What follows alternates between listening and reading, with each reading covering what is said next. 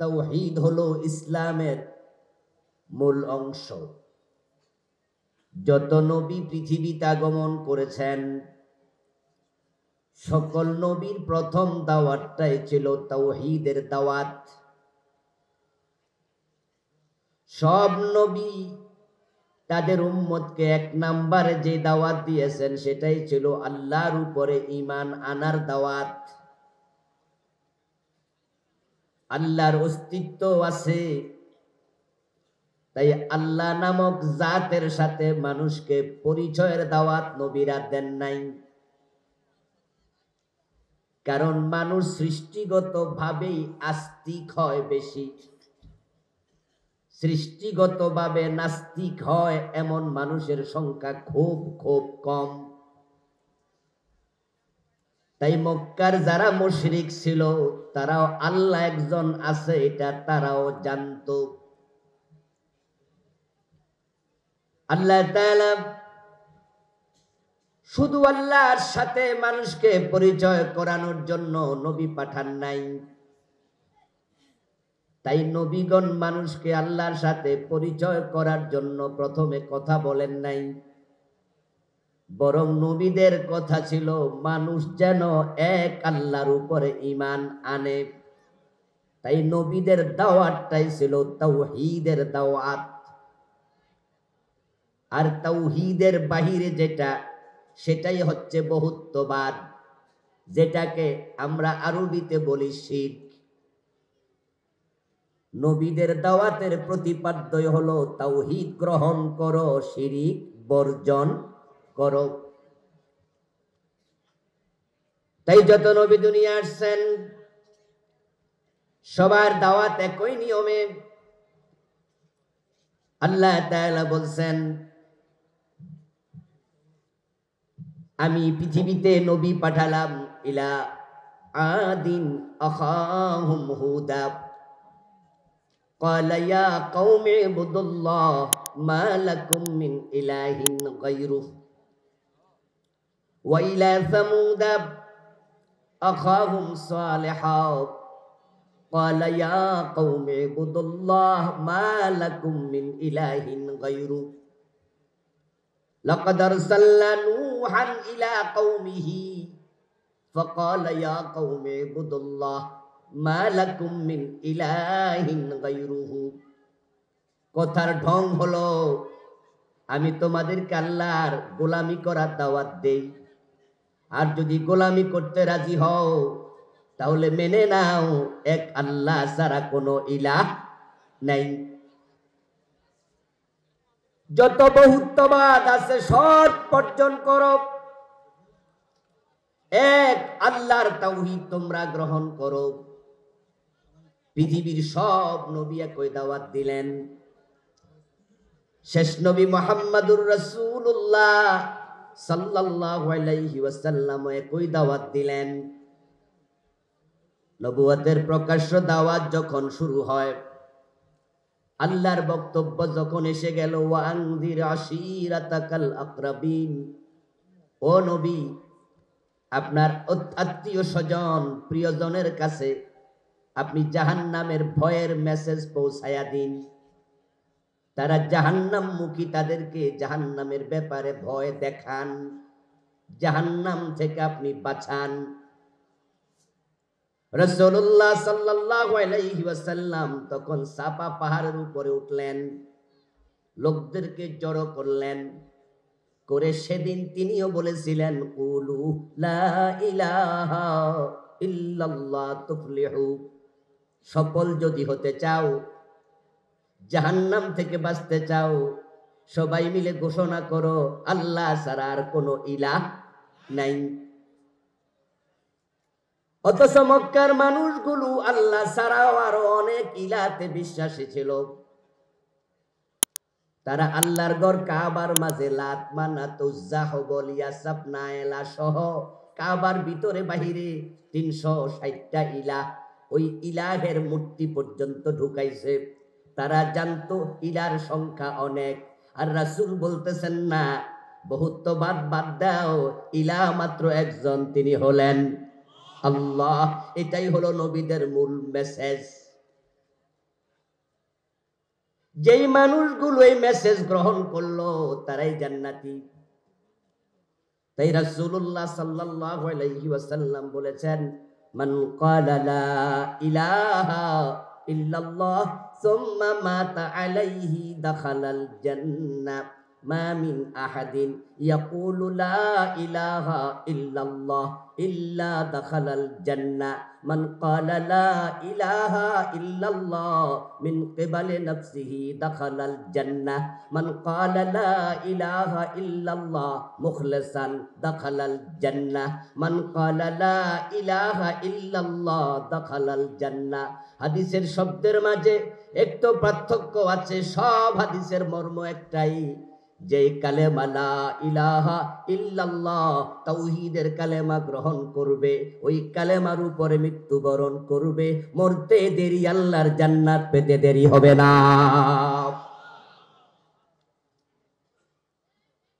যে ব্যক্তি এই তাওহীদের কালেমা গ্রহণ করে সে শিরক বর্জন করে, আর যে ব্যক্তি শিরক বর্জন করে মারা যাবে তার জন্য জান্নাত নিশ্চিত। রাসূলুল্লাহ সাল্লাল্লাহু আলাইহি ওয়াসাল্লাম বলেছেন, ক্বালা তাআলা ইয়া বানি আদম ইন্নাকা লাও আতাইতানি বিকুরাবিল আরদি খাতায়া সুম্মা লাকাইতানি লা তুশরিকু বি শাইআ লা আতাইতুকা বিকুরাবিহা মাগফিরা। প্রিয় নবীজি বলছেন, হাদিসে কুদসি, আল্লাহ তাআলা বলেন, ও আদম সন্তান, তুমি যদি তাম দুনিয়ার সব মাটি পরিমাণ গুনাহ নিয়া আমি আল্লাহর সামনে হাজির হও, তবে তোমার আমল নামার মাঝে কোনো শিরকের গুনাহ না থাকে, তাহলে আমি আল্লাহ ঘোষণা করছি, শিরিক যদি না করো, তোমার গুনাহ পরিমাণ ক্ষমা নিয়া আমি আল্লাহ তোমার সামনে হাজির হব।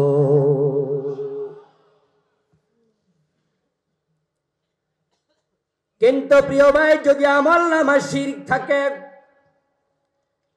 আপনি নামাজ, রোজা, হজ, যাকাত সব আমল আপনি খুব বেশি করেন, শুধু ফরজ নামাজ নয়, আপনি তাহাজ্জুদ, ইশরাক, আওয়াবিন পড়েন, শুধু ফরজ রোজা নয়, আপনি আইয়ামে 20 সহ সব নফল রোজা রাখেন, শুধু ফরজ হজ নয়, আপনি নফল হজ করেন, আপনি উমরা করেন, আপনি লক্ষ লক্ষ কোটি কোটি টাকা আল্লাহর রাস্তায় দান, সাদাকা, যাকাত দেন, কিন্তু আমল নামায় যদি একটা শিরকে জলি থাকে, একটা শিরকে আকবর থাকে, আপনার জন্য জান্নাত হারাম। ওই নামাজ রোজার দাম আল্লাহর কাছে এক আনাও নেই।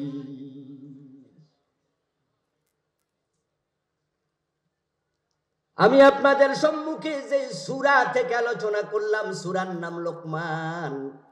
হযরত লোকমানকে আমরা কম বেশি সবাই জানি, আল্লাহর কত প্রিয় বান্দা, উনার নামে আল্লাহ কোরআনের সূরার নাম রেখেছে। উনি উনার সন্তানকে কোনো একদিন বড় আদর করে কাছে ডেকে কিছু নসিহা উপস্থাপন করলেন। আমরা প্রায় বাবারাই সন্তানকে মাঝে মাঝে নসিহত করি, হযরত লোকমানও নসিহা করেছেন, কিন্তু লোকমান আলাইহিস সালামের সন্তানকে দেয়া উপদেশগুলো আল্লাহ তাআলার কাছে এতটাই ভালো লাগলো, আমার আল্লাহ তার বক্তব্যগুলাকে লৌহে মাহফুজে কোরআন হিসাবে লিখে নিল, এবং উনার বক্তব্যগুলাকে আল্লাহ আমাদের কাছে কোরআনের আয়াত বানায়া নাজিল করে দিল। লোকমান যেমন দামি, লোকমানের নসিহা গুলাও তেমন দামি। আল্লাহ তাআলা লোকমান আলাইহিস সালামের ব্যাপারে বলেছেন, লোকমান হলো এমন একজন আমার বান্দা, এমন একজন গোলাম, ওয়ালাকাদ আতাইনা লোকমানাল হিকমাহ, আমি লোকমানকে হিকমা দান করেছি। জ্ঞান বিজ্ঞান এলমের সম্মান এত বেশি, ওই এলমের কারণে লোকমানও দামি হয়ে গেছে। এখন লোকমান সাধারণ কোন লোকমান না, বরং কোরআনে আলোচিত লোকমান হয়ে গেল। অথচ ব্যক্তি জীবনে আমরা যখন দেখি লোকমানের দিকে, তখন আমরা তার জীবনী পড়ে পাই, তাফসীর ইবনে কাসির পনেতা অনেক লম্বা আলোচনা ওনাকে নিয়ে করেছেন। উনি ছিলেন একজন কৃতদাস। ওনার দেহের আকৃতি ছিল খর্বাকৃতি, উনার চেহারা ছিল ফাটা ফাটা, গায়ের রং ছিল নিকশ কালো, উনার ঠোঁটগুলো ছিল বড় মোটা, দেখতে অনেকটাই ছিলেন কদাকার, এমনি দেখতে বিশ্রী। আবার সামাজিক স্ট্যাটাস তিনি গোলাম। জীবনের প্রথম দিকে উনি ছাগল চড়াতেন, ছিলেন একজন রাখাল। এক পর্যায়ে এসে তিনি পেশা পরিবর্তন হলো, হতে পারে কোন মনিবের হাত পরিবর্তন হওয়ার পরে গোলাম হিসাবে তখন তিনি কার্পেন্টার হয়ে গেলেন একজন। তিনি একজন সোফা বানায়, খাট বানায়, আমরা বাংলায় কি বলি, কাঠ মিস্ত্রি, ফার্নিচার মিস্ত্রি। ছাগলের রাখাল লোকমান, ফার্নিচার মিস্ত্রি লোকমান, আজকে উনি কোরআনের আলোচিত লোকমান। ওয়ালাকাদ আতাইনা লুকমানাল হিকমা, আল্লাহ কারণ বর্ণনা করলেন তিনি হিকমা পেয়েছেন। ওয়া মান ইউতাল হিকমাতা ফাকাদ উতিয়া খায়রান কাসীরা, আল্লাহ বলেন যাকে হিকমা দেয়া হয় তাকে প্রভূত কল্যাণের মালিক বানিয়ে দেয়া হয়। ইলম বড় দামি জিনিস, হিকমা বড় দামি জিনিস। লোকমান আলাইহিস সালাম আল্লাহর দেয়া হিকমা পাওয়ার পরে তার সম্মান এতটাই বেড়ে গেল, জীবনের এক পর্যায়ে হযরত দাউদ আলাইহিস সালামের জামানায় উনি বিচারপতির আসন অলংকৃত করেছেন। উনি বিচারপতি হয়ে গেছে, তার কথার মাঝে এতটাই মণিমুক্তা ঝরে পড়তো। তাফসীর ইবনে কাসির প্রণেতা লেখেন, লোকমান যে মজলিসে দার্স দিতেন, আলোচনা করতেন, তৎকালীন যুগের বড় বড় পণ্ডিতেরা ছাত্র হয়ে তার আলোচনা শুনতে থাকতো। কোরআনের আলোচিত লোকমান আলাইহিস সালাম, উনার সন্তানকে দেয়া নসিহাগুলো আল্লাহর কাছে পছন্দ হলো, কোরআনে সেগুলো এসে গেল। উনি যেই কয়টা নসিহা উপস্থাপন করেছেন, এক নাম্বার নসিহা ছিল তিনি তার সন্তানকে বলছেন, ইয়া বুনাইয়া লা তুশরিক বিল্লাহ, ও আমার কলিজার টুকরা সন্তান, দেখো জীবনে কোনোদিন কোনো জায়গায় কখনো এক আল্লাহর সাথে কাউকে শরীক বানাইও না, শিরক করো না। তোমার প্রতি এটা আমার প্রথম নসিহা। সব নসিহাতের মাঝে এটা কেন এক নাম্বার? কারণ দুনিয়ায় যত নবী এসেছেন সব নবী ছিলেন শিরক বিরোধী। আমার বন্ধু, যখন মানুষ হজে যায়, হজের এহরাম বাঁধার জন্য তালবিয়া পড়ে, ইব্রাহিম নবীর সেই স্মৃতিচিহ্ন হজ, যার দাওয়াত ইব্রাহিম আলাইহিস সালাম পৃথিবীর মানুষকে সর্বপ্রথম দিয়েছেন। আমার আল্লাহর অর্ডার ছিল, ওয়াযিন বিন্নাস ওয়াযিন ফিন্নাস বিল হজ ইয়াতুকা রিজালান ওয়া আলা কুল্লি দামিরিন ইয়াতিনা মিন কুল্লি ফাজ্জিন আমিক। ও ইব্রাহিম, মানুষের মাঝে হজের দাওয়াত দাও। ইব্রাহিম দিল দাওয়াত। নবী ইব্রাহিমের দাওয়াতে আমরা সারা দেই, লাব্বাইক বলে।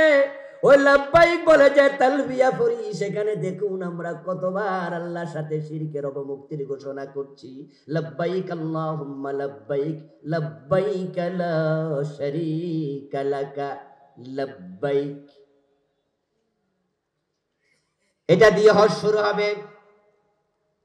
আপনাকে বলতে হবে, আল্লাহ তোমার শরীক নাই, ইন্নাল হামদা ওয়ান নি'মাতা লাকা ওয়াল মুলক লা শারীকা লাক। আবার তালবিয়া শেষ হবে তোমার শরীক নাই কথা ঘোষণা করার মাধ্যমে। যদি তালবিয়া না পড়ে, ইহরাম না বেঁধে আমরা আগাই, তাহলে হজ আল্লাহ পর্যন্ত পৌঁছে না। ঠিক অনুরূপ ভাবে এটা ইসলামের শেষ রকম হজ। 5টা রকমের মাঝে প্রথম রকম ঈমান। যে ব্যক্তি শিরিক বর্জন না করে লা ইলাহা ইল্লাল্লাহ পড়বে, কলিজায় শিরিক যদি লালন করে, কোটিবার কালেমা পড়লো আল্লাহ পর্যন্ত ঈমান নিয়ে পৌঁছতে পারবে না। তাই কালেমা পড়ার আগে অন্তরটাকে শিরিক মুক্ত করতেই হবে। তাই লোকমান বললেন শিরিক করো না। এরপর এবার ব্যাখ্যা করছেন, কারণ শোনো, ইন্না শিরিকা লাযুলমুন আযীম, শিরক হলো সবচেয়ে বড় গুনাহ। মানুষ চুরি করে, ডাকাতি করে, ছিনতাই করে, খুন করে, জেনা করে, দর্শন করে, নরহত্যা করে, কত জঘন্য জঘন্য কাজ মানুষ করে। নিজের বাবা মেয়ের ইজ্জত নষ্ট করেছে, পৃথিবীতে এমন বাবাও আছে। শুধু জেনা নয়, শুধু জেনা নয়, নিজের মেয়ের সাথে জেনা করেছে। কত জঘন্য পাপ। আমার বন্ধু, যত পাপ আছে আপনি যত জঘন্যতায় রূপ দেন, একজন নারীকে দর্শন করলো, তারপরে তাকে হত্যা করলো, তারপরে তার লাশ টুকরা করলো, তারপরে লাশটা আগুন দিয়া জ্বালাইয়া দিল, এই লোকটার অপরাধ একটা না অনেক। আপনি যদি চান কোন অপরাধকে আপনি একটার পর একটা নতুন নতুন রূপে দাঁড় করাবেন, জিজ্ঞাসা, হিংসা, ঘৃণা, ক্ষোভ, অন্যায় সবগুলো একসাথ করার পরে আপনি হোল স্কয়ার দিতে দিতে যতই বড় করেন, পৃথিবীতে যতই গুনাহ দাঁড় করাবেন, যদি গুনার সিরিয়াল করেন, তাহলে শিরকের রোল নাম্বার হয়ে যাবে এক। এতে বোঝা যায় শিরকের মতো জঘন্য কোনো গুনাহ আর নেই।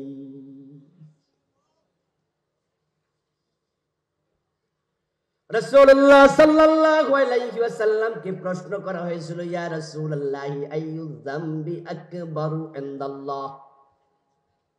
ক্বালা আন তাজআলা লিল্লাহি নিদ্দান ওয়া হুয়া খালাকাক।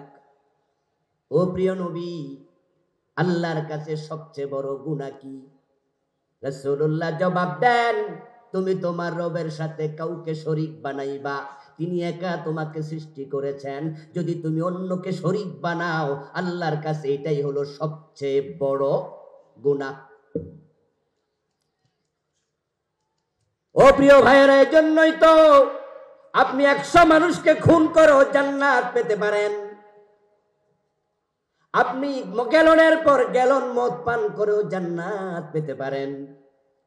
আপনি শত শতবার জেনা করেও জান্নাত পেতে পারেন, সম্ভাবনা আছে। কিন্তু আপনি যদি শিরিক করে মরেন, জান্নাতের কোনো সম্ভাবনাই নাই।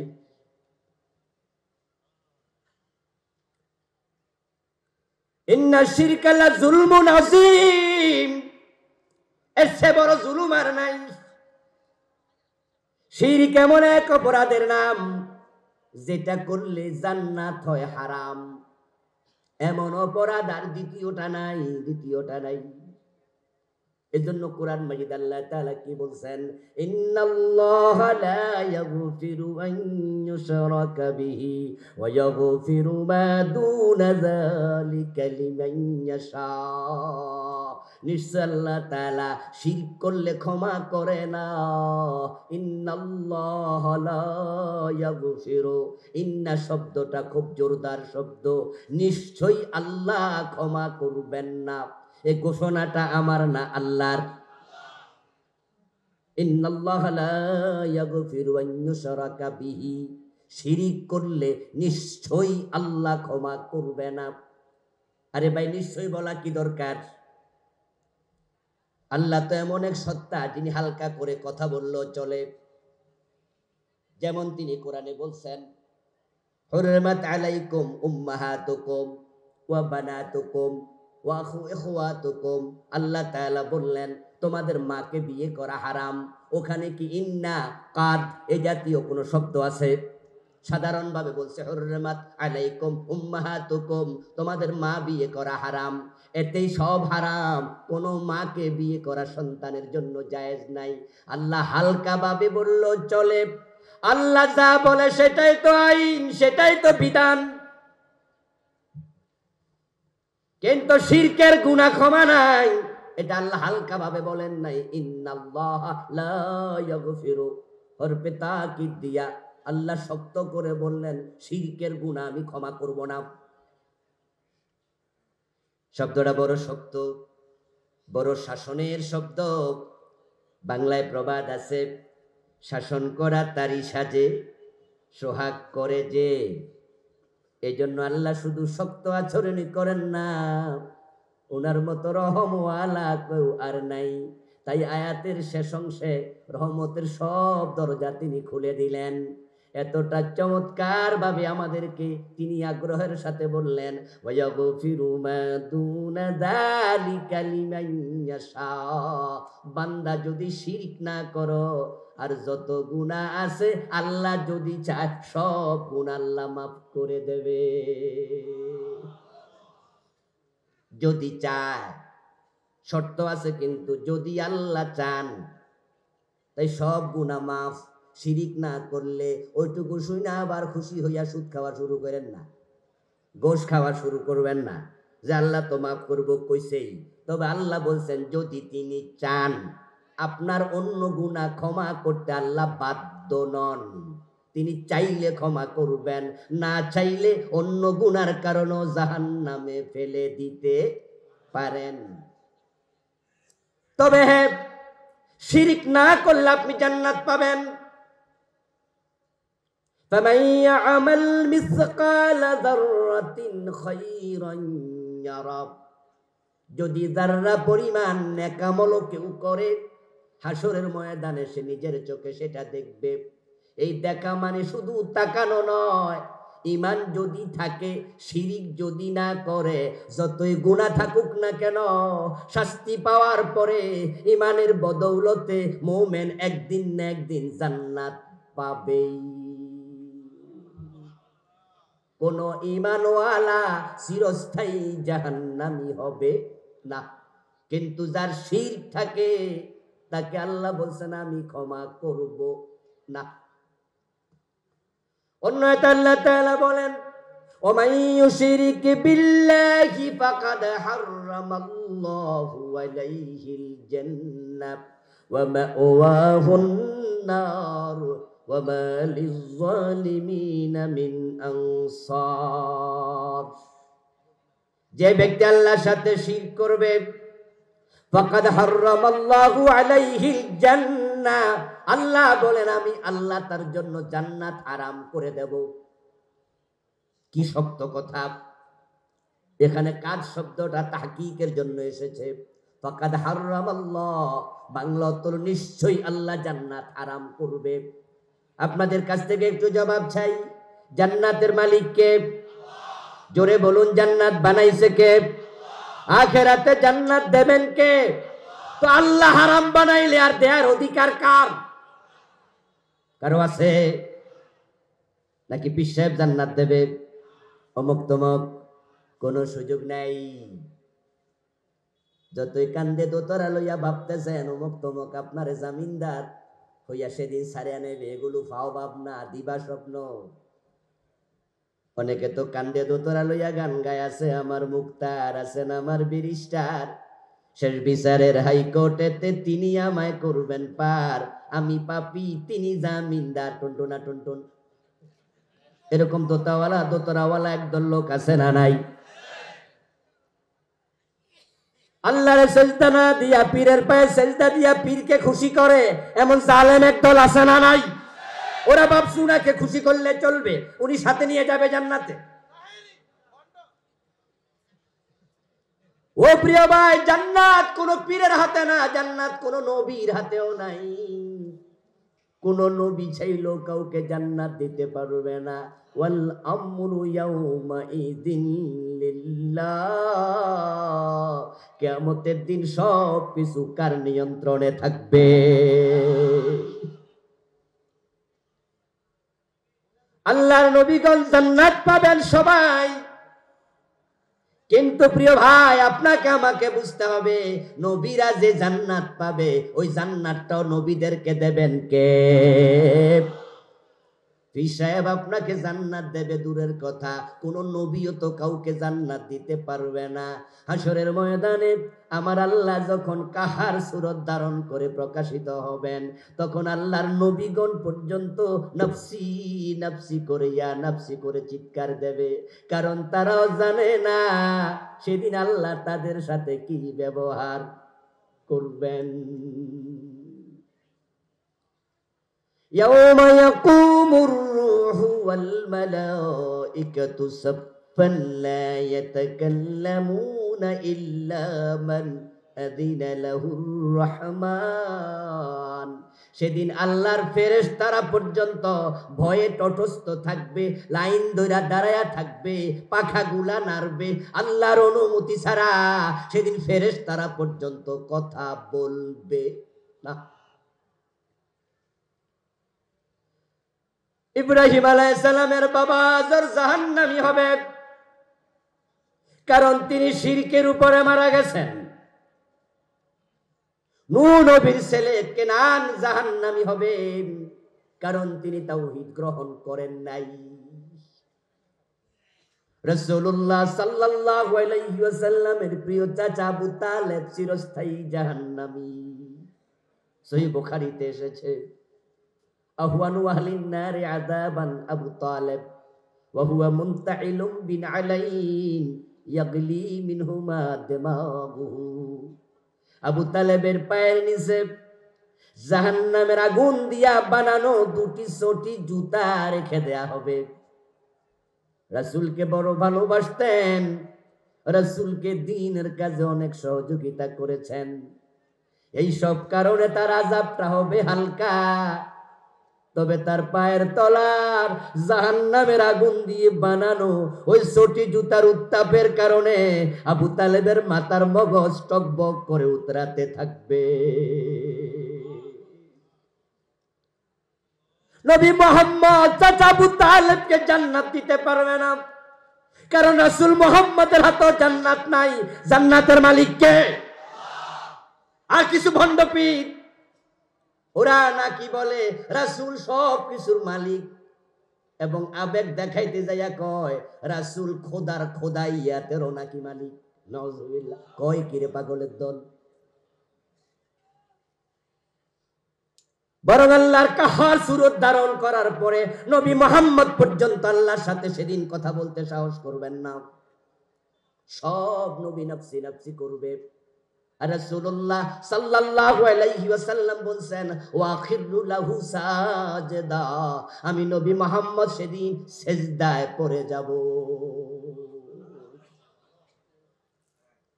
ফায়ুলহিমুনি মাহামেদা আহমাদুহু বিহা ওয়ালা তাহদুরুনিল আন।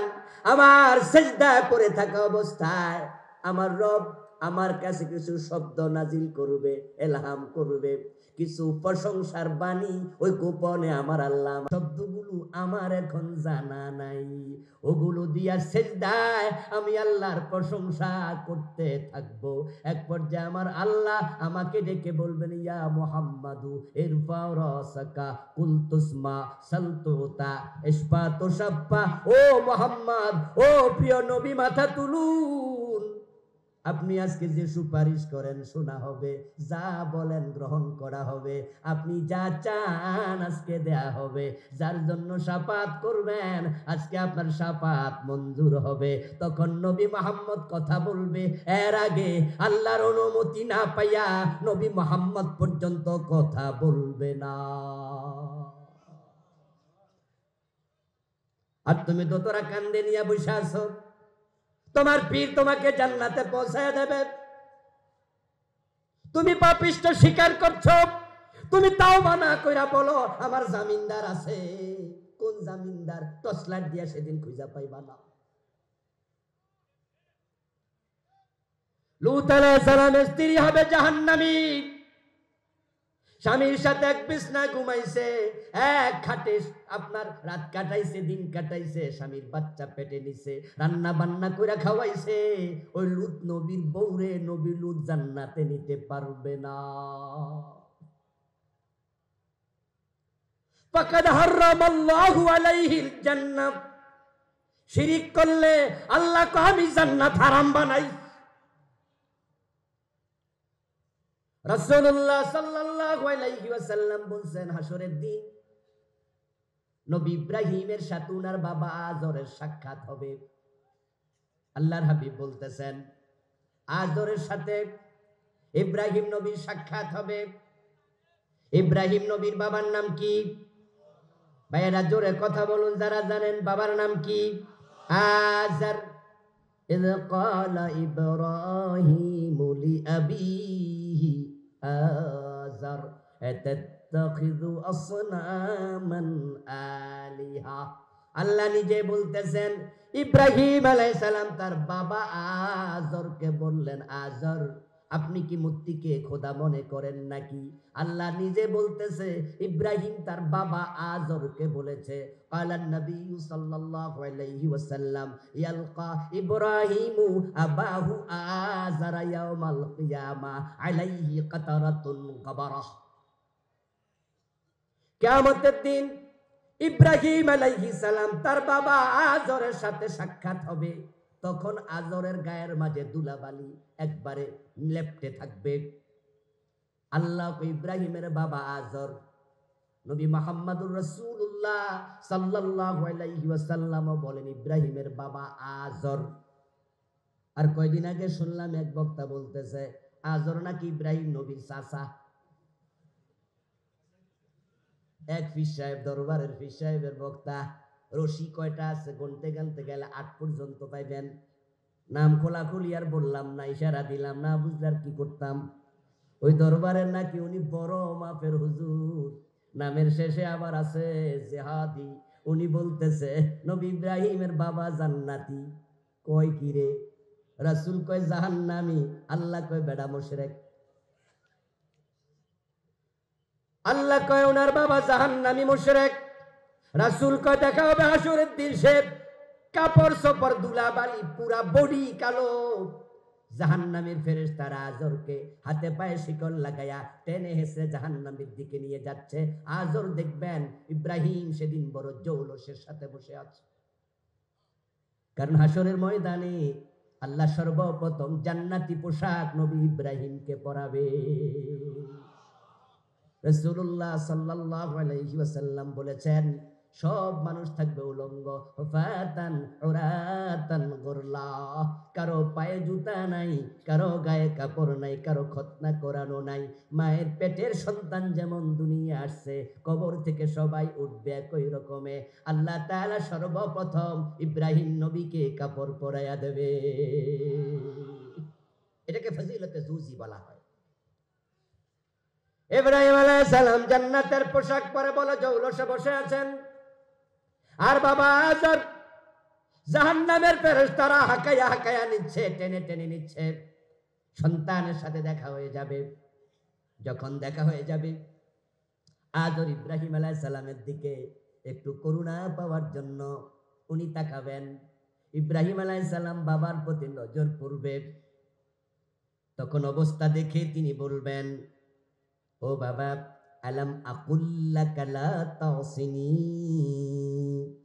দুনিয়া থাকতে আমি কি আপনাকে বলি নাই আমি নবী, আমার কথা শোনেন, অবাধ্য হইয়েন না। যদি দুনিয়া আমার কথা শুনে কালেমাটা পড়তেন আজকে তো এই দশা হতো না। আমি আপনাকে বলেছি কি বলেছে আল্লাহ নিজে বলে, ইব্রাহিম বলেছিল ইয়া আবাতি লিমা তা'বুদু মা লা ইয়াসমাউ ওয়া লা ইউবসিরু ওয়া লা ইউগনি আনকা শাইআ ইন্নী আরাকা ওয়া কওমাকা ফি দালালিন মুবিন। ইব্রাহিম বলেছিল বাবা তুমি তোমার পুরা জাতি পথহারা হয়ে গেছো। যদি বড়রা দোষ করে, ছোটরা যদি বুঝে এটা দোষ, ছোট হইয়া বড়দের দোষ ধরা যায়, সংশোধন করার দাওয়াত দেয়া সুন্নাহ। এটা নবী ইব্রাহিমের জীবনীতে পাওয়া যায়। উনি বাবার দোষ ধরাইয়া দিছে, বাবাকে সংশোধনের ডাক দিছে। সুতরাং আমাদের সমাজেও যদি কেউ দোষ করে, পীর হোক আর মুরব্বী হোক, নেতা হোক আর মন্ত্রী হোক, তার দোষও ধরাইয়া দিতে হবে। এটা নবীদের সুন্নাহ। ইব্রাহিম আলাইহিস সালাম বলেছিলেন বাবা এমন মূর্তি পূজা কেন করো যে মূর্তির চোখ আছে দেখে না, কান আছে শোনে না। ওয়ালা ইউগনি আনকা শাইআ, আমি তো বলেছি মূর্তি কোনো কাজে আসবে না পরকালে। কথা তো শোনো নাই, আজকে তো তোমার এই দশা হতো না। তখন আজর জবাবে বলবে আলিয়াউমা লা আসিকা, ও ইব্রাহিম আজকে যা বলার বলো, আজকে তোমার কথার অবাধ্য হব না। আজর সেদিন বুঝবে। আপনারা বলুন তো, সেদিন বুঝে কি লাভ আছে? ওদিন কি শিরিক ত্যাগ কইরা নতুন করে কালেমা পড়ার কোন সুযোগ আছে? সব কাফের একই কথা বলবে সেদিন, সব মুশরিক একই কথা বলবে সেদিন। কোরআনে আছে, কাফেররা সেদিন বলবে ওয়ালাউ আন্না লানা কাররাতান ফানাকুনা মিনাল মুমিনিন। ধরা খাওয়ার পরে কাফের মুশরিকেরা বলবে, ও আমাদের রব, ফালাউ আন্না লানা কাররা আই মাররাতান ওয়াহিদা, তুমি আমাদেরকে একটা বার চান্স দাও, আমরা দুনিয়ায় একটা বারের জন্য ফিরে যেতে চাই। ফানাকুনা মিনাল মুমিনিন, যদি একটা বার চান্স পাই দুনিয়া যাইয়া যেই কাজটা করব, সেই কাজটা হলো আমরা সবাই কালেমা পড়ে মুমিন হয়ে যাব। সেদিন আল্লাহর কাছে দরখাস্ত করবে, আল্লাহ কি দুনিয়ায় আবার পাঠানোর কোনো সম্ভাবনা আছে? এজন্য ওই দিন বুঝা লাভ নেই, আজকে বুঝতে হবে, বাঁচতে বুঝো। শিরক করেছেন, কুফর করেছেন, নিফাক করেছেন, বেদাতে লিপ্ত আছেন, হারাম খাচ্ছেন, কিন্তু এখন যদি বুঝেন এখনো তাওবা করার সুযোগ আছে না নাই? মরার আগে বুঝে যান। আজর বলবে ইয়াউমা নাসিক, আজকে অবাধ্য হব না। বাবার এই কথা শুনে সন্তান হিসাবে ইব্রাহিম নবীর অন্তরে বাবার জন্য মায়া জেগে উঠবে।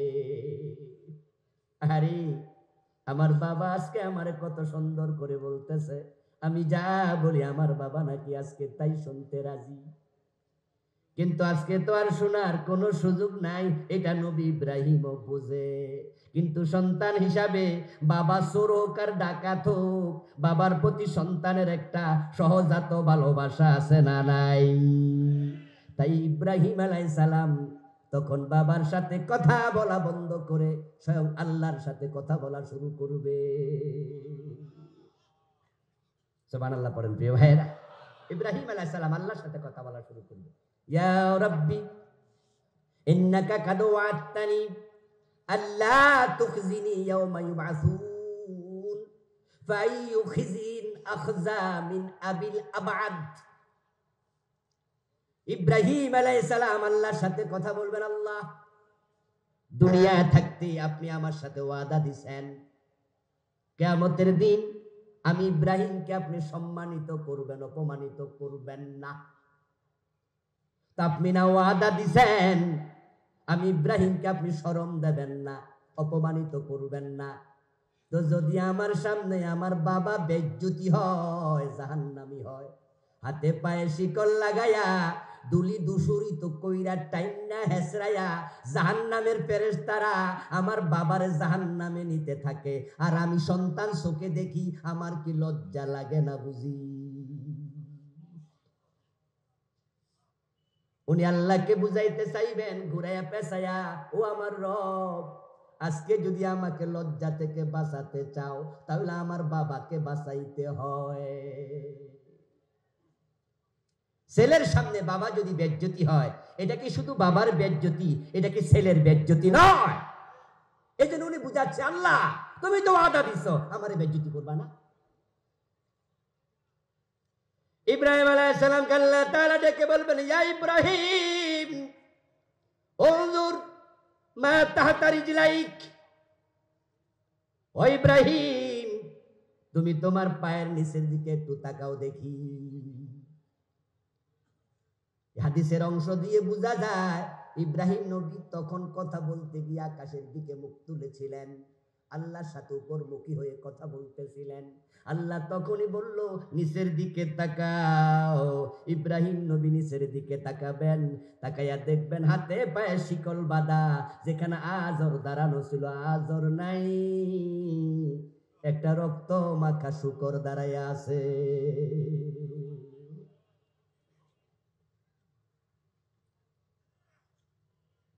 আল্লাহ তাআলা এবার ইব্রাহিম নবীকে বুঝাইয়া দিলেন, ইব্রাহিম এখন তো আর আজর নাই, তোমার বাবা তো বেজ্জতি হয় না, বেজ্জতি হবে একটা শূকর। ও ফেরেশতারা এই শূকরটাকে ধাক্কায়া জাহান্নামে ফেলে দে। ইব্রাহিম নবী তাকায়া তাকায়া দেখবে তার বাবা আজরকে আল্লাহ শুকর বানায়া জাহান্নামে ফেলে দিয়েছে। আল্লাহ বুঝায় দিল, ইব্রাহিম আমি আজরকে শুকর বানায়া তোমার শরম থেকে বাঁচাইলাম, লজ্জা থেকে বাঁচাইলাম, কিন্তু আজরকে জাহান্নাম থেকে বাঁচাবো না, কারণ যে শিরিক নিয়ে মরে তার জন্য জান্নাত হারাম। এবার আপনারা বলুন তো, শিরককে ভয় করা দরকার আছে না নাই? সাবধান হও মুসলমান, শিরক যেন কোনোভাবে ঢুকতে না পারে কলবের ভিতরে। ও প্রিয় ভাই, শিরক এমন এক ভয়াবহ অপরাধের নাম, যেটা একবার ব্যতিক্রম একটি গুনাহ, যে গুনাহটা করার সাথে সাথে আগের জীবনে যত নেক আমল ছিল মুহূর্তে সব বরবাদ হয়ে যায়। এমন গুনাহ আর একটাও আমি পাই নাই। গতবার আপনি হজ করেছেন, আজকে ফজরের নামাজ ইচ্ছা করে আপনি কাজা করে ফেলছেন, উঠবেন ওঠেন নাই, এর মাঝে সূর্য উঠে গেছে, আপনি শীতের কারণে কম্বলের নিচে শুয়ে আছেন, ফজরের নামাজ কাজা করলেন, কবিরা গুনাহ হয়ে গেল, তাই বলে কি গতবারের হজ বাতিল হইব? কোন গুনার কারণে আল্লাহ আমল বাতিল করে না, এটা আল্লাহর সিস্টেমে নাই। আজকে আমরা 5 ওয়াক্ত নামাজ পড়েছি, গতকালকের কথা বলতেছি, আজকে তো এখন নতুন দিনে আমরা প্রবেশ করেছি। গতকাল আমরা 5 ওয়াক্ত নামাজ পড়েছি। যদি আজকে মাহফিল শেষ করে বাড়ি যাওয়ার পথে বন্ধু গল্প করতে গিয়ে একটা মিথ্যা কথা আপনি বলে ফেলেন, এই মিথ্যা কথার কারণে গতকালকের নামাজগুলো বাতিল হবে নাকি? না, এটা আল্লাহর সিস্টেমে নাই। বরং আল্লাহ তাআলা মানুষ যদি ভালো কাজ করে এটা লেখার জন্য আমল নামার একটা দপ্তর খুলছে, আবার মানুষ যখন গুনাহ করে এটা লেখার জন্য আরেকটা দপ্তর খুলছে, খাতা 2টা। তাই কিয়ামতের দিন নেকের পাল্লা ওজন হবে, পাপের পাল্লাও ওজন হবে, 2 খাতা আলাদা ওজন। ফাম্মা মান খাফফাত মাওয়াজিনুহু ফাউম্মুহু হাবিয়া, আর ওয়া আম্মা মান সাকুলাত মাওয়াজিনুহু ফাহুয়া ফি ঈশাতির রাদিয়া। আমলনামা 2টা, এই জন্য পাপের কারণে আমল বাতিল হবে না, নেক বাতিল হবে না।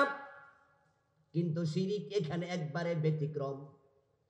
আল্লাহ তাআলা কোরআন মাজিদে বলছেন, লাকাদ উহিয়া ইলাইকা ওয়া ইলাল্লাযীনা মিন ক্বাবলিকা লাইন আশরাকতা লায়াহবাতান্না আমালুক ওয়া লাতাকুনান্না মিনাল খাসিরিন। ও নবী, আল্লাহ নবীকে বলছে সিগায়ে খেতাব, লাইন আশরাকতা, যদি আপনি নবী মুহাম্মদ শিরিক করেন, লায়াহবাতান্না আমালুক, যত আমল আপনি করেছেন সব আমল বাতিল হয়ে যাবে। আরে কায়ত আল্লাহ বলছেন, ওয়ালাউ ওয়াশরাকু লাহাবাতা আনহুম মা কানু ইয়ামালুন, তারা যদি শিরিক করে তারা যত আমল করেছে সব আমল বাতিল। আপনি শিরিক করার সাথে সাথে 80 বছর বয়সে 90 বছর বয়সে যত নেক আমল করছে 1 সেকেন্ডে বাতিল হয়ে যাবে।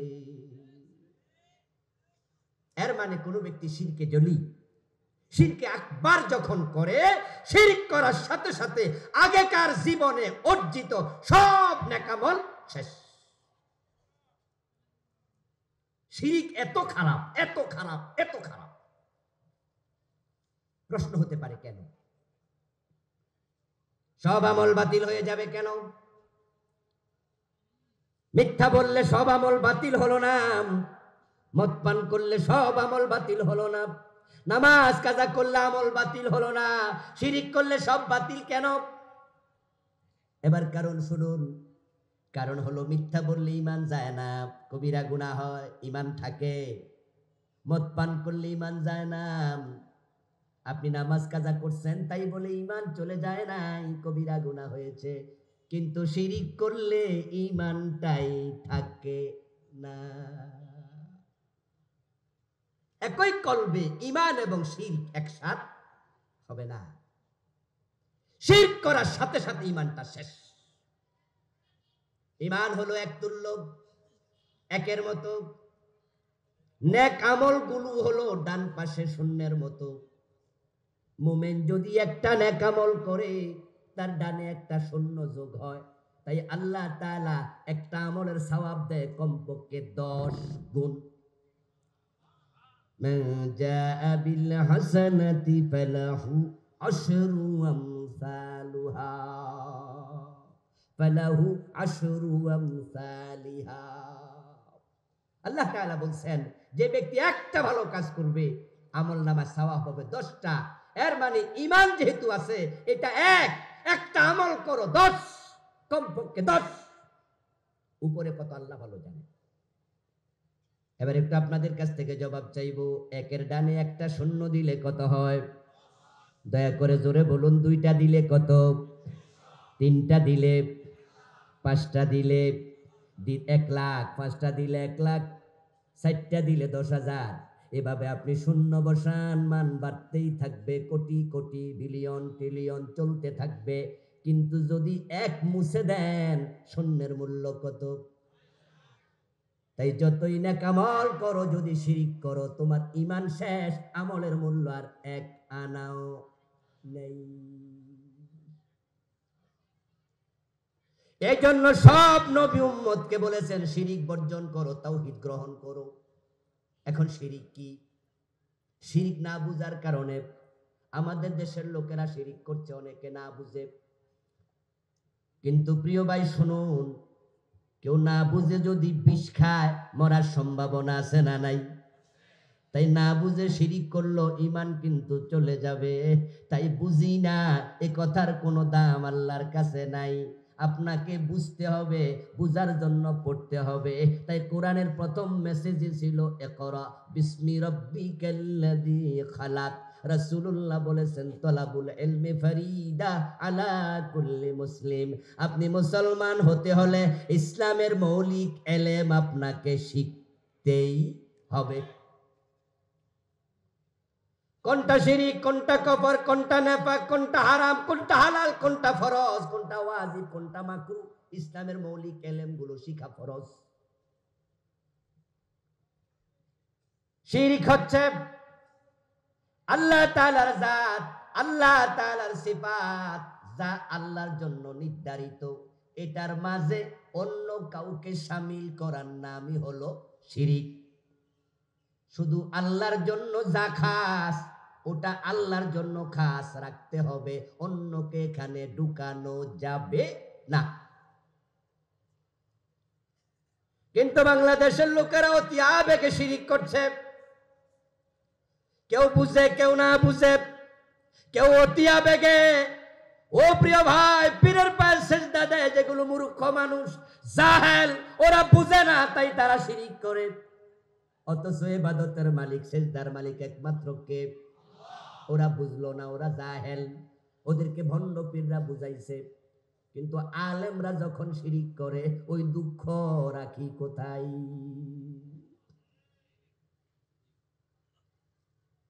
ভণ্ড পীর তার মুরিদরে বুঝাইয়া দিছেন আল্লাহ ছাড়া অন্যকে সেজদা দিলে যদি শিরিক হয়, তাহলে ফেরেশতারা আদম নবীরে সেজদা দিছে, তারা কি মুশরিক হইছেনি?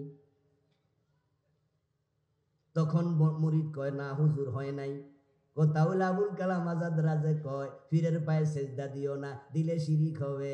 আসলে ওরা শরীয়তের হুজুর, ওরা মারেফত বোঝে না।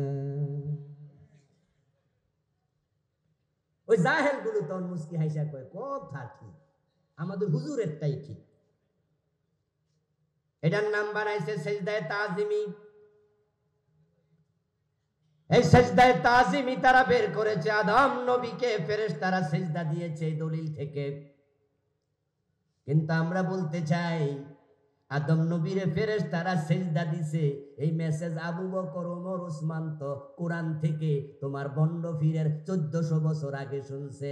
এই দলিল দিয়া যদি পীরকে সেজদা দেয়া জায়েজ হতো, তাহলে আবু বকর নবী মুহাম্মদকে সবচেয়ে বেশি সেজদা দিত।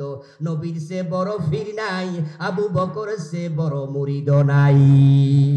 কিন্তু আবু বকর নবী মুহাম্মদকে এই আয়াতের দলিল দিয়া সেজদা দিছে, দেখাও কই আছে? হযরত আবু বকর রাসূলকে সিজদা দেয় নাই, ওমর দেয় নাই, ওসমান দেয় নাই, আলী দেয় নাই, খাদিজা দেয় নাই, মা আয়েশা দেয় নাই, ঠিক কি না? ওরা কি আয়াত পড়ে নাই?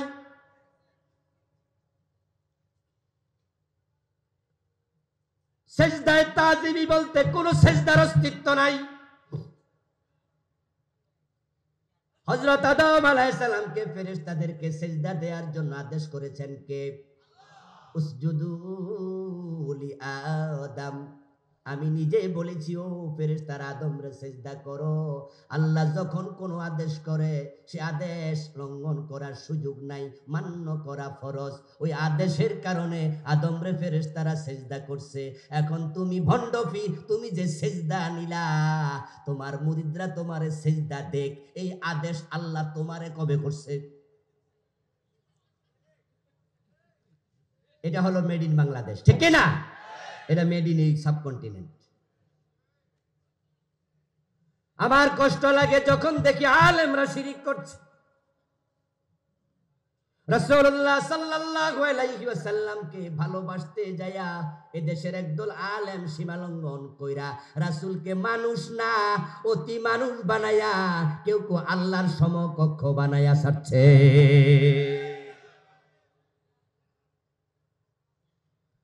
রাসূলুল্লাহ সাল্লাল্লাহু আলাইহি ওয়াসাল্লাম গায়েব জানে এমন আকীদা লালন করে কামেল মাদ্রাসার প্রিন্সিপালও আছে না নাই? কামেল মাদ্রাসার মুহাদ্দিসকে আমি চিনি, কামেল মাদ্রাসার প্রিন্সিপালকে চিনি।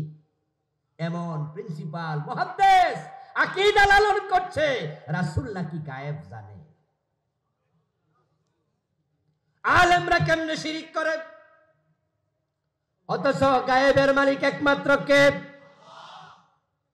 কুল লা ইয়ালামু মান ফিস সামাওয়াতি ওয়াল আরদিল গায়বা ইল্লাল্লাহ। ও নবী আপনি বলে দিন আকাশ এবং জমিনে একমাত্র গায়েব জানে কে? ইনদাহু মাফাতিহুল গায়ব লা ইয়ালামুহা ইল্লাহু। গায়েবের চাবি কাঠি আল্লাহর কাছে, আল্লাহ ছাড়া কেউ গায়েব জানে না। কুল ইন্নামাল গায়বু লিল্লাহ।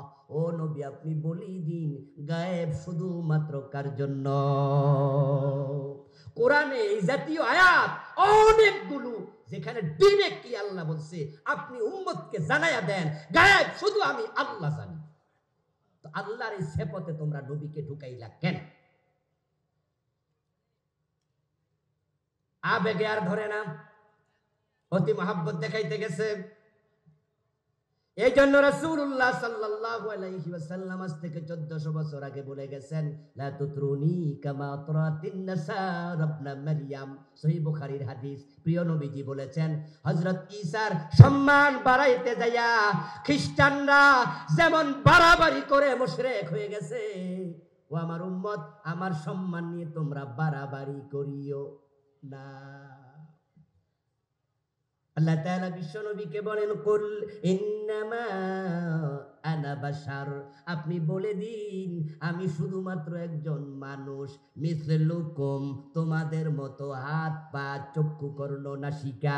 তোমাদের ক্ষুধা লাগলে কষ্ট পাও, তোমরা খাবার খাইলে হজম হয়, তোমরা প্রস্রাবে যাও, টয়লেটে যাও, তোমরা বিয়ে করো, তোমাদের বাচ্চা হয়, তোমরা বাজারে যাও, খরচ করো, তোমরা স্ত্রীর সাথে সাংসারিক জীবন করো। কুল ইন্নামা আনা বাশারুম মিসলুকুম। আপনি বলুন আমি তোমাদের মতো একজন মানুষ, তবে ইউহা ইলাইয়া। পার্থক্য শুধু এক জায়গায়, সেটা হলো আমার কাছে ওহী আসে, তোমাদের কাছে ওহী আসে না। তাই আমি হলাম সব ওহী প্রাপ্ত নবীদের মাঝে সেরা। তাই রাসূলের ব্যাপারে আমাদের আকীদা হলো তিনি মানুষ, তবে সবচেয়ে সেরা মানুষ। কোরআনের স্পষ্ট আয়াত থাকার পরে কিছু লোক আছে রাসূলকে মানুষ বলে না। রাসূল নাকি মানুষ না? আমরা জিজ্ঞাসা করলাম কি জিন? কয় না। জিন না। কি ফেরেশতা? কয় না। মানুষ? কয়টা তো মোড়েও না। তুই কি? কয় কিও না। তারা কবিতা বানাইছে মানবেরই রূপ ধরিয়ে নবী এলে, কুল্লু আলেম লুটে পড়ে তাহার চরণ তলে। নাউজুবিল্লাহি মিন যালিক। কয় কি কত বড় বেহুরমতি কথা। কুল্লু আলম রাসূলের চরণে লুটে পড়ে, আমরা সিজদা করি কাকে? চিৎকার দিয়ে বলুন কাকে? রাসূল নিজে মাথা নত করতেন কার কাছে? তো কুল্লু আলম রাসূলের পায়ে পড়ছে, তোরে কইছে কেন? আলাম তারা আন্নাল্লাহ ইয়াসজুদু লাহু মান ফিস সামাওয়াতি ওয়া মান ফিল আরদ। আমার আল্লাহ বলো নবী, আপনি কি লক্ষ্য করে দেখেন নাই আসমান জমিনে যত মাখলুক আছে সবাই সিজদা করে কাকে? রাসূল মানুষের সুরত ধরে আসছে, কয় তিনি কি? কয় না মানুষ না। তাহলে কি? আরেকজন একটু আগায়া কয়, আরে তিনি কি বোঝো না, আহমদের মিমের পর্দা তুলে দে রে মন, দেখবি সে তাই বসত করে আহাদে নিরঞ্জন। ইন্না লিল্লাহি ওয়া ইন্না ইলাইহি রাজিউন। রাসূলের ভালোবাসা দেখাইতে যাইয়া আহমদের মিম তুলে দাও, তাহলে আহমদ আহাদ হয়ে যাবে। আসমানে যিনি আহাদ, জমিনে তিনি মিমের পর্দা নিয়ে এসেছে, তিনি হলো আহমদ। জমিনে যিনি মুহাম্মদ, আসমানে তিনি খোদা। বলেন নাউজুবিল্লাহ। কত বড় জাহেল, কত বড় জাহেল।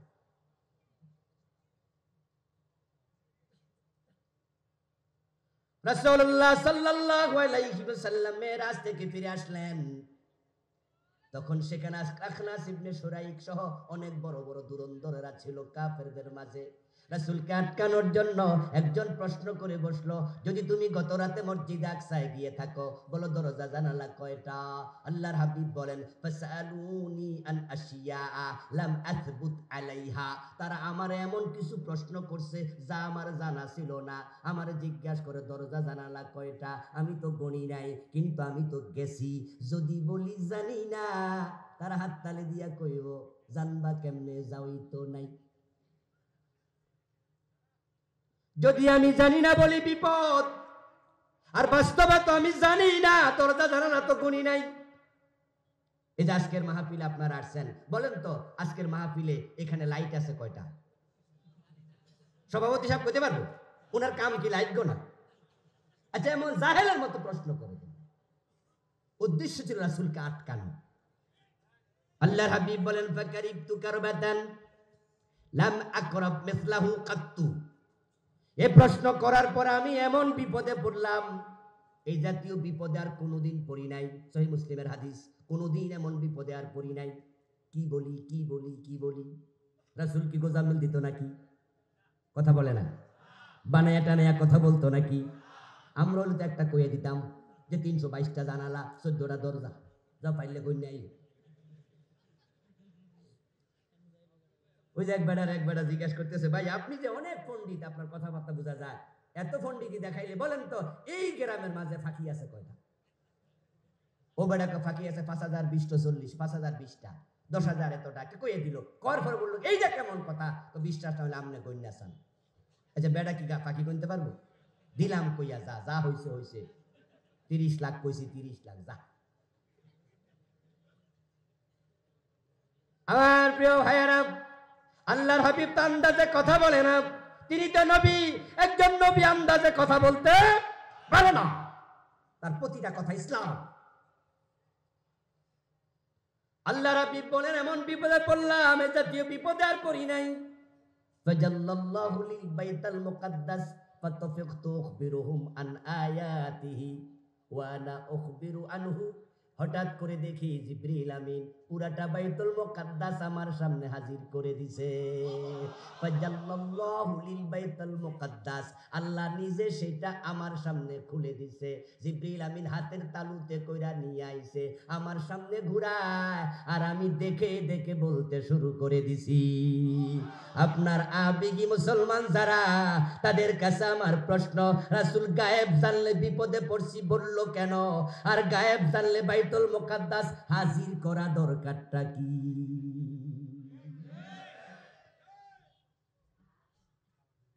সীমালঙ্ঘন চলছে সব জায়গায়। আপনারা যারা আজকের মাহফিলে আছেন, আমি আশা করছি আপনারা এই জাতীয় দোষে দুষ্ট নয়।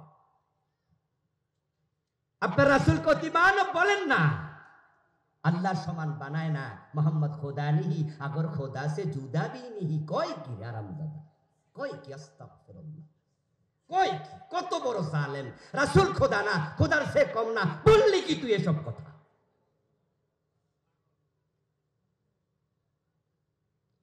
মুসলমান সতর্ক হন না, ইমানটা শেষ হয়ে যাবে, শয়তান তুড়ি মেরে নিয়ে যাবে। খুব সাবধান। আপনি ভাবছেন হুজুর যেই ওয়াজ এতক্ষণ পর্যন্ত করছেন একটা আমার গায়ে পড়ে না, আমি তো বেঁচে গেলাম। আমি বলবি সেটাই তো ভালো দোস্ত, গায়ে যেন না পড়ে, কারণ শিরিক থাকলে তো উপায় নাই। এখন আপনার গায়ে আবার পড়ার মতো দুই একটা আছে কিনা দেখুন তো। যখন হিন্দুদের দুর্গা পূজা আসে তখন কিন্তু মুসলমান আবার মুশরিক হয়ে যায়, স্লোগান শুরু করে দিছে, বইয়ের পাতা তো লিখে ফেলেছে নতুন স্লোগান, শয়তান ঢুকায়া দিছে, বিশ্বাস করলে ঈমান শেষ। নতুন করে স্লোগান ঢুকেছে, ধর্ম যার যার, উৎসব নাকি সবার। দুর্গা পূজা করলো কেডা, আর ঈমান হারাইলো কেডা? যে হিন্দু দুর্গা পূজা করে তাদের ঈমান যায় নাই, তারা তো ঈমান নাই, যাইব কি? কিন্তু স্লোগান কিছু মুসলমান দেয় কিনা, তারা ঈমান শেষ করল। কোরআনের স্লোগান কি? কোরআনের স্লোগান আল্লাহ শিখাইছে, লাকুম দীনুকুম ওয়ালিয়া দীন। তোমার ধর্ম তোমার, আমার ধর্ম আমার, দুইটা এক না আলাদা? জোরে বলুন না এক না আলাদা? তাহলে স্লোগানটাও হবে ধর্ম যার, উৎসব শুধু তার।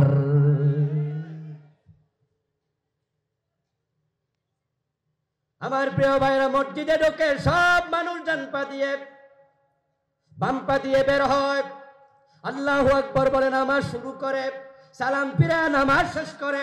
সবাই আল্লাহর আইন মানে, আল্লাহর আইন নিয়ে কারো দ্বিমত মসজিদে নাই।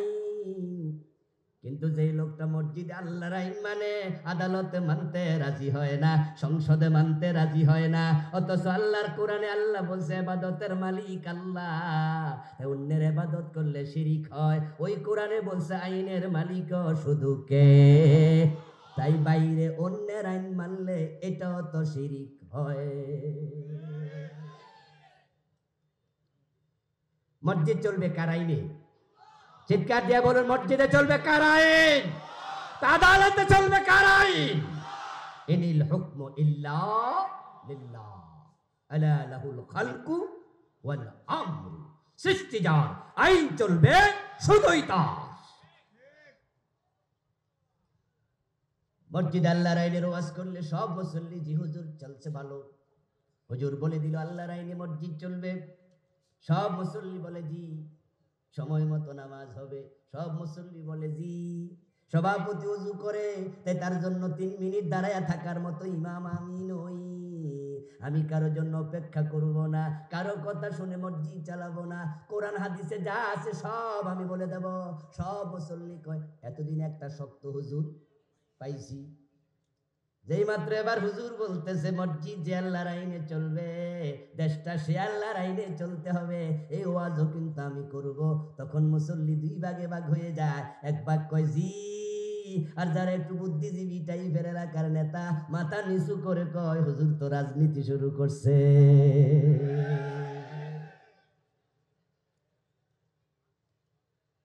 ডান পা দিয়া মসজিদে ঢুকবেন, বাম পা দিয়া বের হবেন, এখানে ইসলাম। আদালত ইসলামের খবর নাই। তুমি বক ধার্মিক, তুমি বক মুসলিম, তুমি আসল মুসলিম হতে পারো নাই। জজ কোর্ট মসজিদের জজ সাহেব নামাজ পড়ে, ম্যাজিস্ট্রেটরাও অনেকে 5 ওয়াক্ত নামাজি আছে। ইমাম সাহেব জোহরের নামাজ পড়ছে, 2 রাকাত পড়ার পরে বসে আত্তাহিয়াতু পড়বে, তারপরে দাঁড়ায়া যাবে।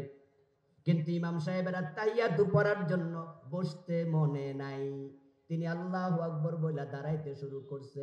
পিছন দিয়া লোকমা দিল, জজ সাহেবও দিল, ম্যাজিস্ট্রেটও দিল, অন্য মুসল্লিরাও দিল, কেউ ছাড় দেয় নাই। কারণ সবাই মাসআলা জানে 2 রাকাত পড়ার পরে আত্তাহিয়াতু পড়ার জন্য বসা ওয়াজিব। হুজুর আপনি ওয়াজিব মানেন নাই, ভুল করে ফেলেছেন, আপনার সাথে আমরা নাই, লোকমা দিয়া সোজা করে দিলাম। হুজুর লোক লোকমা নিল, তারপরে বসে গেল, আত্তাহিয়াতু পরে দাঁড়ালো, 2 রাকাত পরে সাউ সিজদা দিয়া নামাজ শেষ করে দিল। এবার হাকিম সাহেব, জজ সাহেব আদালতের চেয়ারে বসে চুরির মামলার রায় দেয়। এখন চুরির মামলার রায় দেওয়ার সময় চোর ধরে হাত কাটার রায় দেয়া নফল না ফরজ?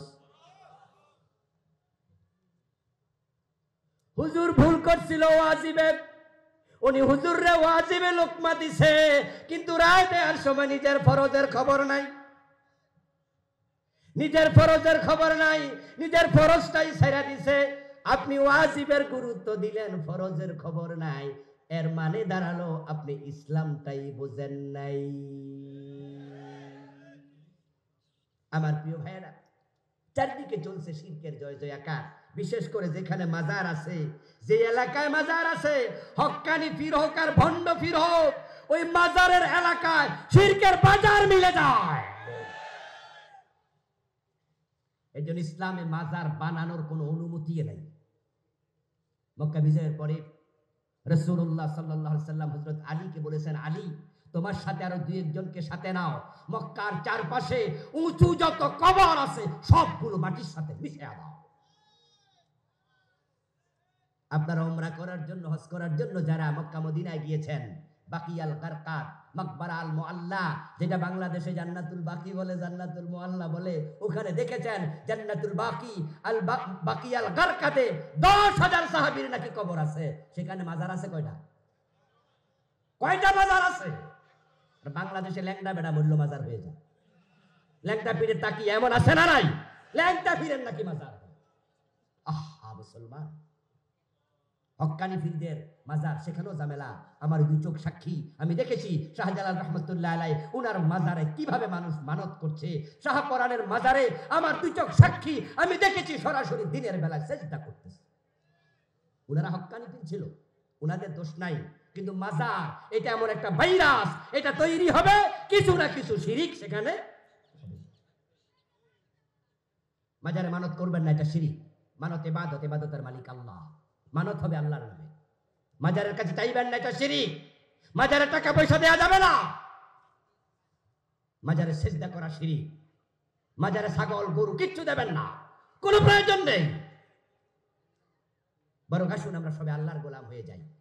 শিরিকগুলোকে আমরা আইডেন্টিফাই করব, ফাইন্ড আউট করব, কোরআন হাদিস গবেষণা করে জানবো। এ বিষয়ে আমার লেখা একটি বইও আছে, ছোট্ট বই, আমি 29টা শিরিকেতে লিখেছি। অনেক বছর আগে লিখছি, আলহামদুলিল্লাহ এটার বর্তমানে অনেক এডিশন, 16তম প্রকাশ এ কয়দিন আগে হলো। হাজার হাজার কপি সারা দেশে আলহামদুলিল্লাহ গিয়েছে। আহসান পাবলিকেশন ছাপিয়েছে, আমার 7টা বই আছে মোট। সুযোগ থাকলে ওখান থেকে সংগ্রহ করবেন।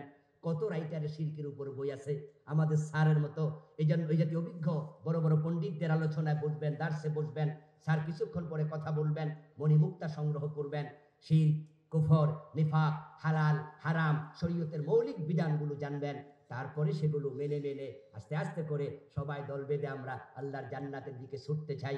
আজকের এই মাহফিলে সামিয়ানার নিচে যেভাবে একসাথে বসে আছি, হে আমাদের রব, জান্নাতের বাজারে আমাদেরকে আবার একসাথ করে দিও, বলেন আমিন। হাযা মা ইনদি ওয়াল ইলমু ইনদাল্লাহ আলাইহি তাওয়াক্কালতু ওয়া ইলাইহি উনীব। আল্লাহ হাফিজ। আলোচনার মাঝখানে একটা শব্দ একটু এক্সপান্স করছি।